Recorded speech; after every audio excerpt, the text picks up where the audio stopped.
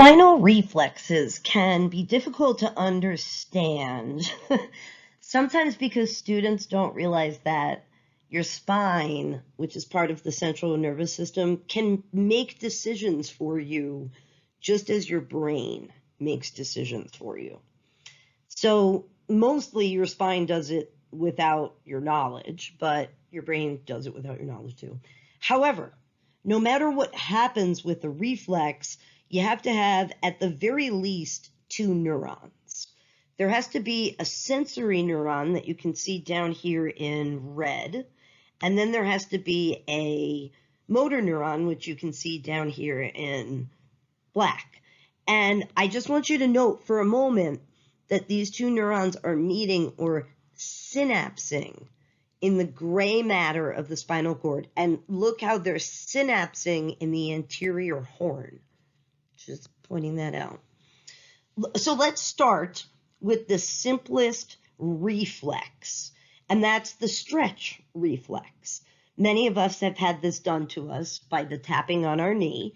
What this reflex does is it regulates the length of your your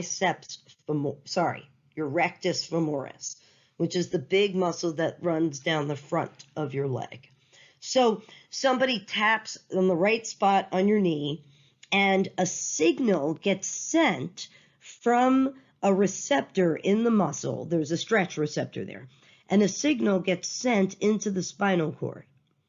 And that signal gets interpreted, and the spinal cord right away says, wait, I know what the output should be.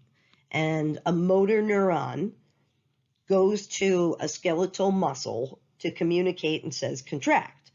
And when it contracts, it lifts your leg up.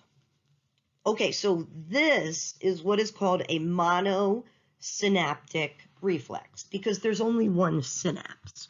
And I want to point this out, that in a monosynaptic reflex, there are two neurons, right? We're not talking about, the term mono here does not indicate to you how many neurons, but it indicates how many synapses.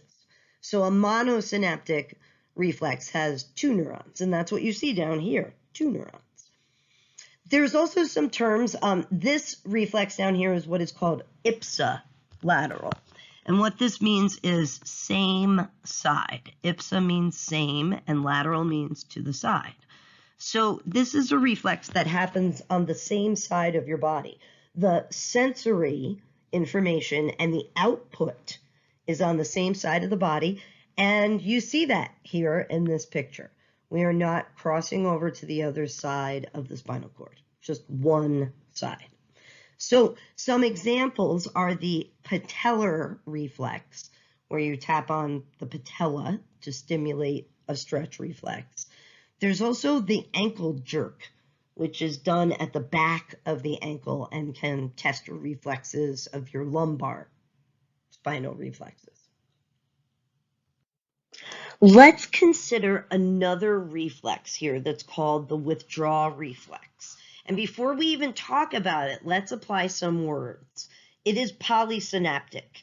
And I know that because just looking at this picture, I see a red sensory neuron, I see a black motor neuron, but I also see some other neurons, like the white neuron there and the dotted ones.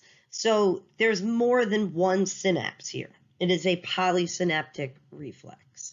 It is also an ipsilateral reflex. And let's think about that. You reach out to touch a hot pan. That's where the stimulus is. Let's say you reach out with your right hand. That's the stimulus is on the right. And then you pull your right hand away. And so the effect is also on the right. And we have something similar here that we've seen, that you've got sensory information going in, right? And then you've got motor information coming out to affect the skeletal muscle. However, what's different is this white neuron here, which is an interneuron. And what this is doing is it's acting as a bridge between the sensory and the motor neuron. And at the same time, it is also sending information up to the brain. So with a withdrawal reflex, you realize this. And that's why this reflex it's actually life-saving, because you realize a painful stimulus, it's conscious, and you withdraw your hand. So there's some conscious and unconscious going on here. So on the ipsilateral, yes, you move your body away from the stimulus. Let's use a new word though, contralateral. As part of many reflexes, there's actually a little bit of a response on the other side of your body. So let's think about this for a second. You reach out to touch a hot pan with your right hand. You pull your right hand away, but you almost fall backwards. And as you fall backwards, you reach out your left hand to stabilize yourself. And this is called reciprocal stabilization. So contralateral is meaning that you receive the stimulus on one side and you have a response on the other side. And that usually happens with this type of reciprocal stabilization. So somebody grabs your arm and you pull away, but with your other arm, it like kind of shoots out to the back so that you don't fall down on your butt. Or if you do, you fall down on your hand and break your wrist. Oh, I'm sorry, the flexor reflex, which is what is called the withdrawal reflex. It's any flexor. Think about it. If you withdraw to your body, you're flexing. There is something called the crossed extensor reflex. It's even more complicated. It is polysynaptic. It is both ipsilateral and contralateral, both. And it has both excitatory and inhibitory things going on.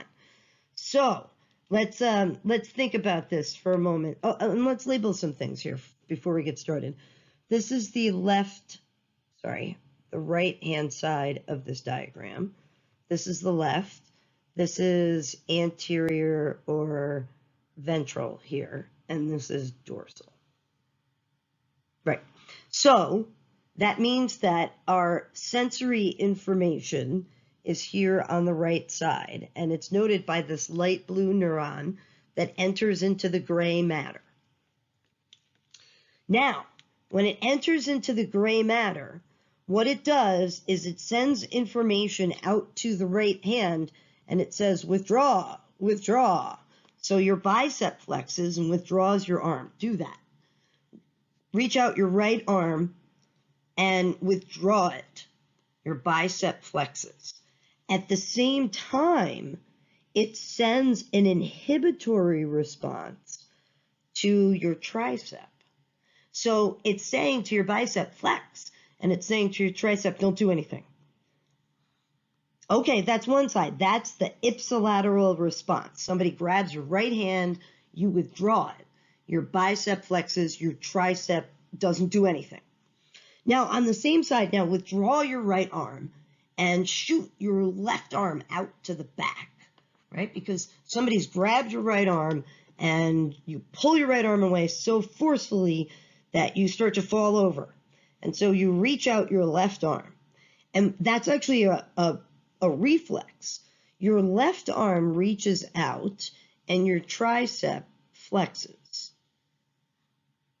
And when your left arm reaches out, your bicep is inhibited. So it's the opposite on the contralateral side. Let's do it again. The ipsilateral side, reach out your right arm, pull it back. Your bicep is flexing, your tricep is doing nothing. At the same time, your left arm reaches out to the back, your tricep is flexing, your bicep is doing nothing. This very complicated reflex is called the crossed extensor. It has both ipsa and contralateral. It has both excitatory and inhibitory. The interneurons here are the connection between the sensory and all of the motor neurons. The one thing that this picture does not show you is that, yes, the interneurons actually have a component that rises up through the white matter to the brain so that you are conscious of this reflex. You have other reflexes. There's the superficial reflexes, the abdominal reflexes. This is why a pediatrician might tickle a child to see if they cower over and cover their squishy organs. There's also the Babinski's reflex, which I constantly forget, which is positive and which is negative. But you can read here, Babinski's reflex is about taking a blunt object to the foot. It gives you an indicator about spinal damage, and it is different what you expect to see with adults and children. So kids up to a certain age, their spine is not fully developed. It's still working on it. So they give a positive sign anyway because they're working on it. But an adult who's had spinal damage will have a Babinski, will have a positive sign. You can't really do it to yourself. I've tried, and I've asked other people if they've tried. You have to really take a really blunt object and do it really hard. And it's hard to like hurt yourself. Well, for me, I can't hurt myself like that.